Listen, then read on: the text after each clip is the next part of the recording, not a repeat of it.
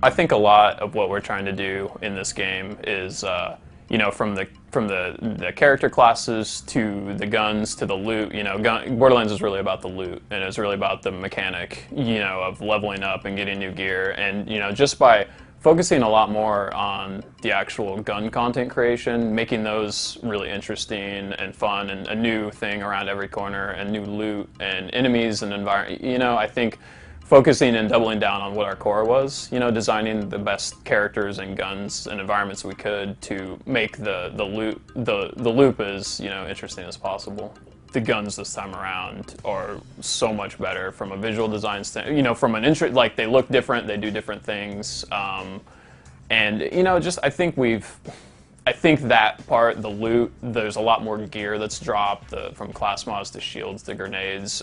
You know, those things that made the first game good, but you know, I think in the end they started to feel a little more like granular. You know, it was like a small gradient up, and we're really trying to create, you know, not just in that gear, but also in the things that you're fighting. You know, we're just really, you know, diversity is a really strong word that we're using around here, and we really took that to heart. You know, we had some criticism of, you know, maybe it was a little repetitive, and just really taking that to heart, and not only, you know, just the characters, but the gear and the creatures and the environments. And you know, we're not messing with the formula of the game dramatically. You know, it's that game that was really fun, that loop is still there, it's better than it's ever been, and hopefully more addictive, but also more fun with your friends, you know.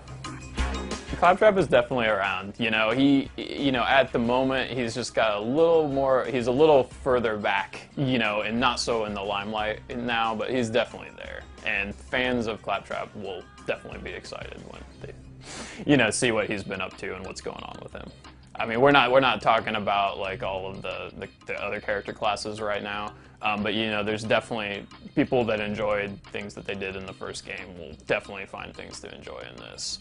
And you know, the action skills are designed in, you know, in a much more interesting manner this time across the board, I think.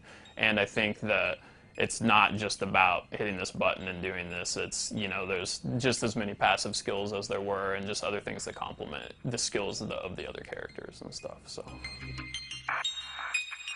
when you're doing a sequel, you don't want to make the same thing, but people expect they want the same game. So I think us, with the Borderlands style, trying to make sure that we're transitioning that into new environments, new characters and creatures, just making sure it feels like Borderlands, but doesn't remove itself so much that people are questioning, you know, what the actual, you know, game is now. We're really trying to make sure that it's more diverse, you know, so it's not that desert, you know, constant desert throughout the whole thing with a tiny little bit of snow. You know, each of the zones are very distinct, and they each have their own vibe and flair and creatures.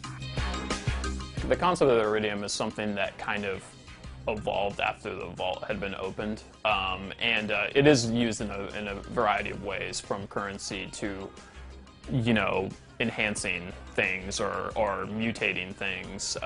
You know, in the extent that you're going to see it will be from really over-the-top extreme abusing of it to something that's a little more refined and manufactured, you know, but it plays a really big role in the game.